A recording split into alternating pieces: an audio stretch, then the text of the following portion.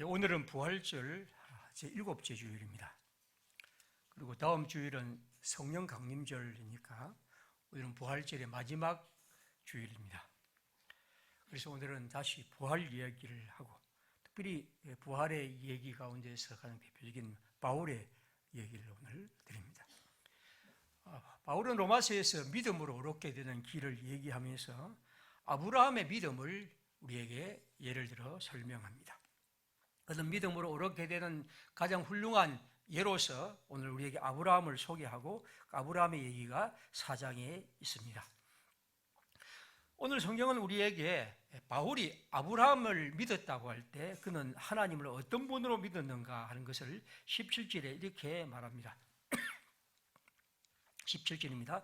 기록된 바 내가 너를 많은 민족의 조상으로 세웠다 하심과 같으니 그가 믿은 바 하나님은 죽은 자를 살리시며 없는 것을 있는 것으로 부르신 이시니라. 바울은 하나님을 믿었습니다. 그런데 그 하나님은, 그가 믿은 바 하나님은 죽은 자를 살리시는 하나님, 그리고 없는 것을 있는 것으로 부르시는 하나님입니다. 죽은 자, 우리는 모두 다 죽음은 모든 생의 끝이라고 생각합니다. 오늘날 사람들은 그렇게 생각하고 그것이 우리 모든 사람들이 알고 있는 진리입니다. 죽음은 끝이다. 그래서 의사는 죽음의 마지막 선고자가 되죠. 그런데 성경은 말합니다. 그가 믿은 바, 즉 아브라함이 믿은 바 하나님은 죽은 자를 살리시는 하나님이다. 부활의 주님이라는 것입니다.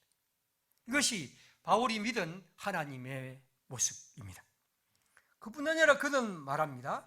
없는 것을 있는 것으로 부르시는 하나님이라고 했습니다.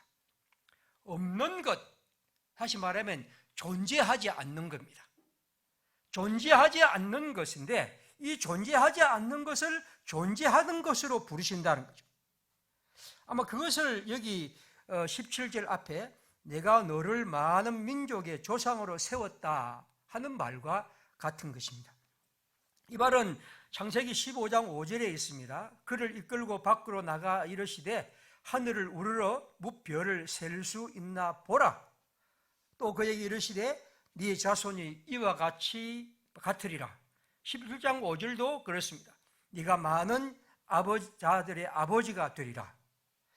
여기 지금 아브라함은 아무것도 없는 존재입니다. 아브라함은 지금 떠돌이 유목민입니다. 유목민이 떠돌이지만 아브라함은 그 유목민 중에서도 떠돌이입니다. 그는 아무런 것이 가질 수 없는 자입니다.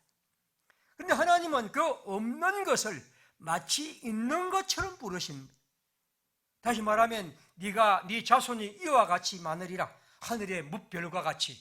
하나님은 아브라함에게 이렇게 말씀합니다. 아브라함이 믿은 바 하나님은 죽은 자를 살리시는 하나님, 없는 것을 있는 것으로 부르시는 하나님입니다. 아브라함은 그 하나님을 그렇게 믿었습니다. 하나님은 또한 그런 분이었습니다. 그리고 우리는 또한 부활절에 그 하나님을 아브라함처럼 이렇게 믿습니다. 18절에 아브라함의 믿음을 바울은 이렇게 말합니다. 아브라함이 바랄 수 없는 중에 바라고 믿었으니 네 후손이 이같으리라 하신 말씀대로 많은 민족의 조상이 되게 하려 하심이라. 아브라함은 바랄 수 없는 중에 바라고 믿었다. 도대체 희망할 수 없는 모든 것 희망이 끊어진 가운데 아무것도 희망할 수 없는 것 가운데 그는 하나님을 믿었습니다. 도저히 가망 없는 상황에서 그는 하나님을 믿었다고 성경은 말씀합니다. 여기 있는 것처럼 네가 많은 민족의 조상이 되게 한다고 할 때 하나님의 그 말씀을 그가 믿었을 때 아브라함의 상태는 바랄 수 없는, 즉 다시 말하면 그 어떤 희망도 가질 수 없는 상황이었습니다. 그것이 바로 아브라함의 상황이었습니다. 그것을 성경은 19절에 이렇게 말합니다. 그가 백선화되어 자기 몸이 죽은 것과 같고 사라의 태가 죽은 것 같음을 알고도, 보십시오. 아브라함이 이 약속을 듣고 이 약속 안에 있을 때 하나님이 그에게 네가 많은 민족의 조상이 될 것이고 그리고 네가 네 자손이 무별과 같을 것이라고 했을 때 그는 나이가 100살이 되었습니다. 그리고 자기 아내 사라도 이제 더 이상 아기를 생산할 수 없는 상황이었습니다. 그것이 그가 갖고 있는 것입니다. 그러므로 그에게 모든 희망이 사라진 상황입니다. 그러므로 그는 그 하나님의 약속을, 하나님이 그에게 말씀한 그 희망을 믿을 수 없는 그런 형편이었습니다. 그것을 오늘 19절에 그가 100세가 되고 자기 몸이 죽었고 타라의 태가 죽었다고 말합니다. 그런 가운데서도 그는, 하나님은 죽은 자를 살리시며 없는 것을 있는 것으로 부르시는 하나님으로 알았고 그렇고 믿었고, 그래서 그는 바랄 수 없는 가운데 바라고 믿었다. 성경은 그렇게 말합니다. 바로 그것이 아브라함의 믿음입니다. 여러분, 믿음이란 것은 뭘 말합니까? 죽은 자를 살리신 하나님, 없는 것을 있는 것처럼 부르시는 하나님을 믿는 것입니다. 그리고 믿음이란 것이 뭡니까? 그 하나님을 믿는다는 것은 아브라함처럼 바랄 수 없는 중에 바라고 믿는 것입니다. 바랄 수 없는 중에 바라고 믿는 것, 이것이 바로 아브라함의 믿음이고 오늘 우리가 이 부활절에 가져야 할 믿음입니다. 성경은 20절에 이렇게 말합니다. 그렇게 한 것 가운데도 그가 믿음이 약하여지지 아니하고 믿음이 없어 하나님의 약속을 의심하지 않았다고 했습니다. 오히려 믿음으로 견고하여져서 하나님께 영광을 돌렸다고 했습니다. 아브라함은 그 하나님을 믿으면서 하나님이 자기에게 주신다는 이 약속이 사라지는 그런 상황이 있다 할지라도 그는 믿음을 없어 하나님의 약속을 의심하지 않고 오히려 더 믿음에 견고하여지고 그걸 통해 하나님께 영광을 거뒀고 21절에 보면 약속하신 그것을 능히 이루실 줄을 확신하였다. 하나님은 반드시 당신이 우리에게 말씀하신 그 약속을 능히 이루실 것을 확신했고 22절에 말합니다. 그러므로 이것이 그에게 의로 여겼다고 했습니다. 그러므로 이것은 믿음으로 어렵게 되는 우리 모두가 가져야 할 하나님의 희망입니다. 내 후손이 하늘의 별과 같을 것이다. 바다의 모래와 같을 것이다. 하나님이 아브라함에게 약속하신 이 약속을 아브라함은 처음에 믿었고 그리고 나이가 100살이 되었어도 그는 그 약속을 믿었고 아무런 자식이 없는 상황에도 그는 믿었고 그래서 그는 하나님이 죽은 자를 살리시고 없는 것을 있는 것으로 부르시는 하나님을 믿었습니다. 그는 도저히 바랄 수 없는 중에 바라고 믿었습니다. 그는 사람들이 갖고 있는 모든 희망이 사라진 그 상황에서 하나님을 향한 희망을 가졌고 그것이 바로 그의 믿음이었습니다. 오늘 성경은 다시 이렇게 말합니다. 19절에 뭐라고 말합니까? 그가 100세가 되어 자기 몸이 죽은 것 같고 사라의 태가 죽은 것 같음을 알고도 믿음이 약하여지지 않았다. 그는 현실을 무시하지 않았습니다. 그는 그것을 부정하지 않습니다. 그는 그것을 눈 감거나 미워하지도 않습니다. 나는 지금 내 상황에서는 도저히 내 후손이 바다의 모래와 같고 하늘의 별과 같은 것은 있을 수 없다는 것을 그는 알고 있고 보고 있고 확실히 경험하고 있습니다. 그는 그 절망의 현실과 대면하면서 그 희망을 끊고 동시에 하나님을 향한 희망을 갖게 되죠. 그래서 그는 그러한 가운데 믿음이 약해지지 않고 하나님을 의심하지 않고 오히려 하나님을 향한 더 큰 믿음을 가지게 되었죠. 괴테의 파우스트라는 책에는 이런 글이 있습니다. 주님께서 부활하셨네. 사멸의 품을 떠나 벗어나 너희는 즐거운 마음으로 세속의 끈을 끊을지어다. 행동으로 그를 찬미하고 사랑을 증명하며 외롭게 음식을 나누는 자, 전도의 길을 나서 기쁨을 약속하는 자, 주님은 너희에게 가깝고 너희를 위해 계시도다. 여기 특별히 여기 보십시오. 우리가 주님이 부활하시고 즐거운 마음으로 그분의 부활을 맞이하는 것을 이 글은 세속의 끈을 지어다고 했습니다. 이 말은 우리가 세상 밖으로 나가자 그런 말은 아닙니다. 이 말은 뭘 말하는 겁니까? 세상의 기준으로만, 세속의 기준으로만 우리 하나님의 현실을 보지 말자는 거죠. 다시 말하면 내가 갖고 있는 희망의 끈으로만 그리스도의 부활과 우리의 생명을 보지 말자는 것. 그것을 끊을 때 우리는 하나님의 부활을 볼 수 있고 하나님을 향한 믿음을 가질 수가 있습니다. 부활절은 여러분 하나의 절기 중에 하나가 아닙니다. 그것은 서양의 문화도 아닙니다. 부활은 그리스도교 신앙의 결정적인 힘입니다. 그러므로 부활을 통해 우리는 그리스도의 사람으로 비로소 설 수 있습니다. 만약 우리가 바울의 말처럼 보이는 소망에만 소망을 건너가면 그것은 소망이 아니죠. 우리는 보이지 않는 소망을 갖고 하나님을 향한 희망을 갖고 살아갑니다. 우리는 부활을 말할 때 언제나 십자가에 달려 죽은 그분의 부활을 말합니다.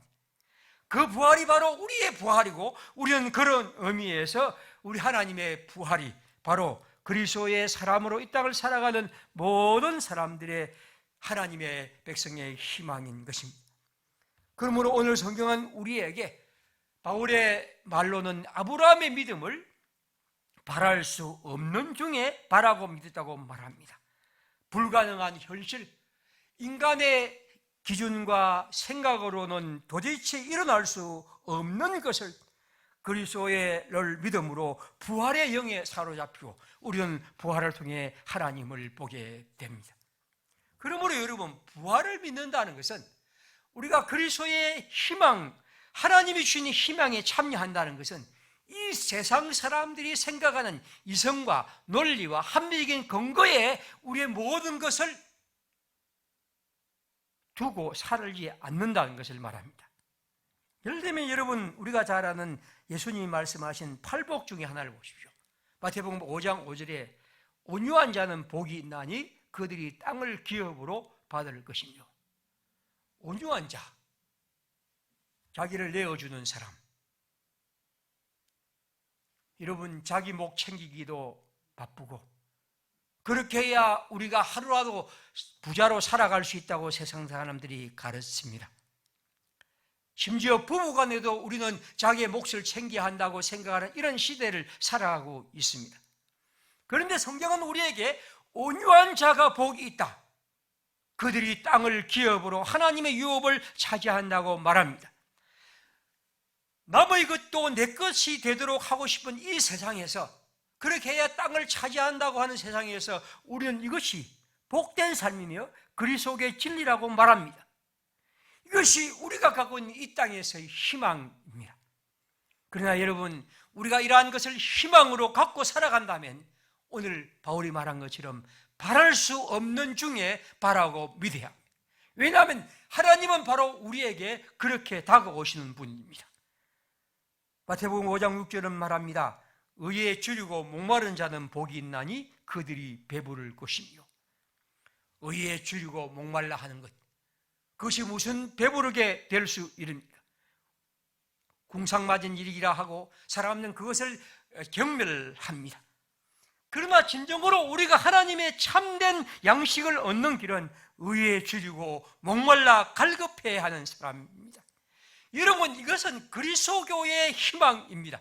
그리스도를 믿는 사람만이 가질 수 있는, 부활의 사람만이 가질 수 있는 희망입니다.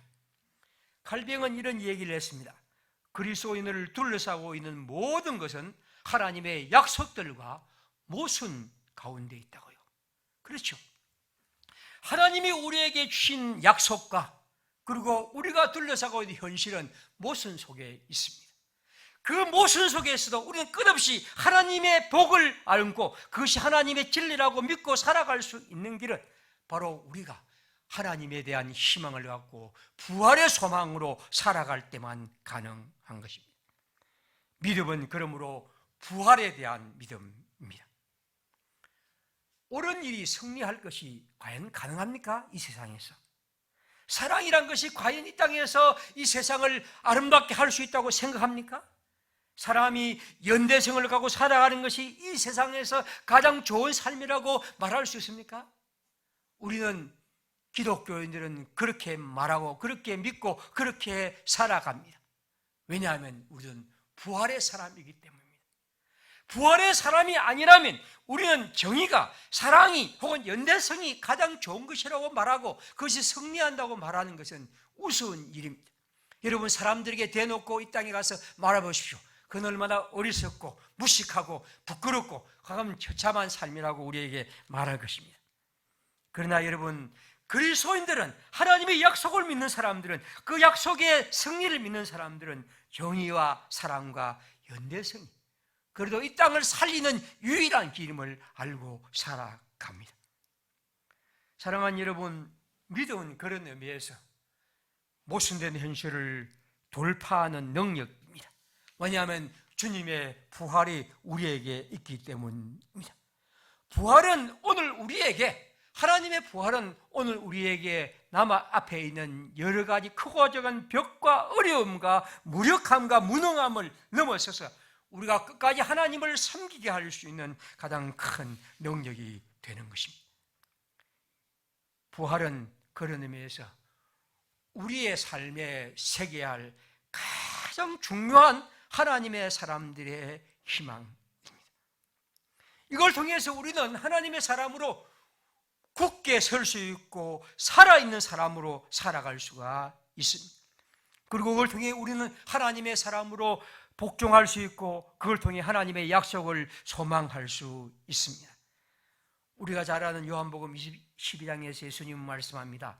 내가 진실로 진실로 너희에게 이르노니 한 알에 밀이 땅에 떨어져 죽지 아니하면 한 알 그대로 있고 죽으면 많은 열매를 맺느니라.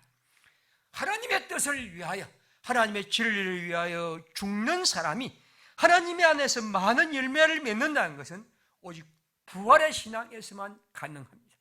사람들은 그렇게 하면 그냥 쓰러질 것이고 사라지고 없어지는 것이라고 말합니다.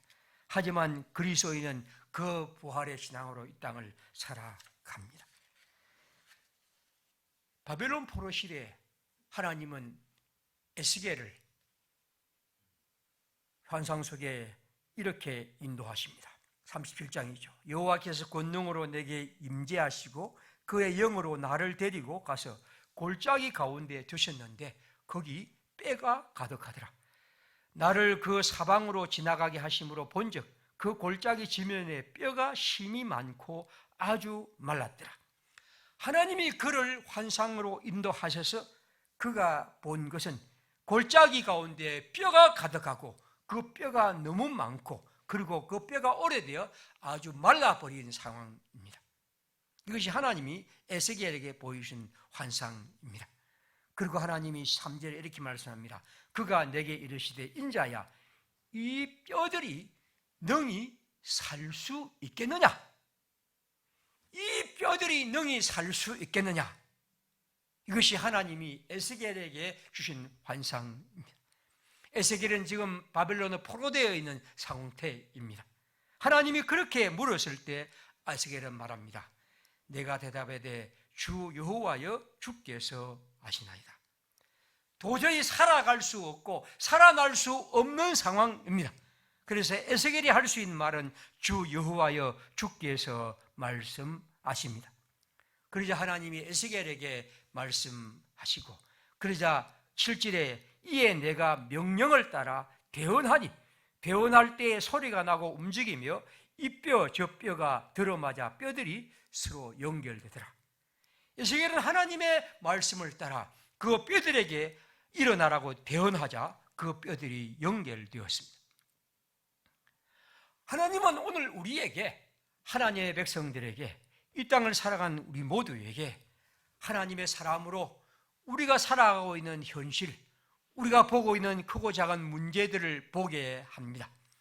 우리는 우리가 갖고 있는 능력과 힘, 또 우리의 주위의 환경들, 또 우리의 판단력, 그걸 가지고 우리는 우리 앞에 있는 많은 것들을 보게 되죠. 그리고 지금 내가 겪고 있는 현실을 봅니다. 그때 우리 하나님이 우리에게 주신 말씀은 그것입니다. 인자여 이 뼈들이 능히 살 수 있겠느냐. 그리고 우리가 할 수 있는 것은 주님의 말씀을 따라 그 뼈들을 향하여 주님의 말씀을 대언하는 것입니다. 그것이 바로 하나님이 에스겔에게 주신 말씀이고, 에스겔은 그를 통해 다시 하나님이 그들을 새롭게 일으키실 것을 기대하며 그의 삶을 살았던 것입니다. 사랑하는 평화의 식구들, 이제 이 부활절기의 마지막 날을 맞이하면서 우리 마음속에 하나님을 향한 믿음을, 특별히 부활의 믿음을 갖기를 바랍니다. 하나님을 믿을 때 우리의 믿음은 하나님은 죽은 자를 살리시며 없는 것을 있는 것으로 부르시는 분입니다. 이분이 우리가 믿는 하나님입니다. 그러므로 우리도 아브라함처럼 바랄 수 없는 중에 바라고 믿으며 주님의 백성으로 살아가야 합니다. 지금 우리 앞에 있는 그고작한 일들, 많은 과제들, 우리의 앞날과 교회의 앞날과 이 땅의 하나님의 나라에 대한 우리의 여러 일들, 우리가 기억할 것은 그 가운데 하나님이 어떤 분이며 하나님이 우리에게 어떤 믿음을 원하시는가 하는 것입니다. 하나님은 죽은 자를 살리시며 없는 것을 있는 것으로 부르신 분이고, 우리는 그분 하나님을 믿는 믿음은 아브라함처럼 바랄 수 없는 중에 바라고 믿는 믿음으로 살아갑니다. 이 믿음이 우리를 하나님의 사람으로 세우게 하고, 이 믿음이 하나님의 백성을 이 땅에서 힘있게 걷게 하는 능력이 될 것입니다. 이 부활절기를 맞이하면서 오늘 사도가 우리에게 말하는 이 말씀을 마음에 늘 새기면서 진정으로 하나님을 진실한 마음으로 믿고 그 믿음 안에서 우리의 삶이 더 새롭게 되기를 바랍니다. 이제 마지막으로 제가 이 톨스토이가 지은 책 중에 부활이라는 책이 있는데, 부활책에 아마 제일 첫 장면이 같습니다. 제 장면을 좀 읽어드리겠습니다. 물론 이 책은 아주 긴 책입니다만 첫 번째 첫 장면이 이렇게 되어 있습니다. 몇십만의 인간이 한 곳에 모여 자그마한 땅을 불모지로 만들려고 갖은 애를 썼어도 그 땅에 아무것도 자라지 못하게 온통 돌을 깔아버렸어도, 그곳에 싹트는 풀을 모두 뽑아 없앴어도, 검은 석탄과 석유로 거슬러 놓았어도, 나무를 베어 쓰러뜨리고 동물과 새들을 모두 쫓아냈어도 봄은 역시 이곳 도시에도 찾아들었다. 따스한 태양의 입김은 뿌리채 뽑힌 곳이 아니라면 어디서고 만물을 소생시키시고, 가로수 길의 잔디밭은 물론 도로의 포로 보석 틈에서도 푸른 봄빛에 싹이 돋고, 자작나무의 포플러와 구름나무도 봄내음 풍기는 촉촉하고 용기나는 잎을 내밀고, 피나무도 이제 막 싹을 틔우고 있었다. 아마 이 톨스토이는 자기의 책 부활이라는 이 책에서 이 처음 얘기를 통해서 자기의 얘기를 쓰고 싶어 하죠. 어떻게 보면 모든 수많은 사람들이 땅을 불모지로 만들고, 그리고 온통 돌을 깔아버리고, 그리고 싹튼 풀을 다 모두 뽑고 석유로 모든 풀을 다 거슬러 버렸을지라 할지라도, 그러나 여전히 봄이 찾아온다는 것, 이것이 자연의 것이라면, 여러분 자연의 섭리도 이렇다면 하물며 없는 것을 있는 것으로 부르시고 죽은 자를 살리신 하나님을 믿는 믿음의 사람들에게 하나님은 당신의 뜻을 보여주실 것입니다. 오늘 우리의 삶에 지금 여러 일들이 있겠지만, 그리고 우리의 역사에 또 우리의 교회의 앞날에 여러 일들이 있겠지만, 우리 항상 하나님을 믿고 그 하나님 안에서 이 신앙으로 살아갑시다. 바울이 말한 것처럼 바랄 수 없는 중에 바라고 믿은 아브라함의 믿음을 따라 살아갈 때 하나님이 우리의 삶에 하나님의 부활의 능력으로 영으로 더 힘있게 역사하리라 믿습니다. 우리 함께 이 시간 기도합시다.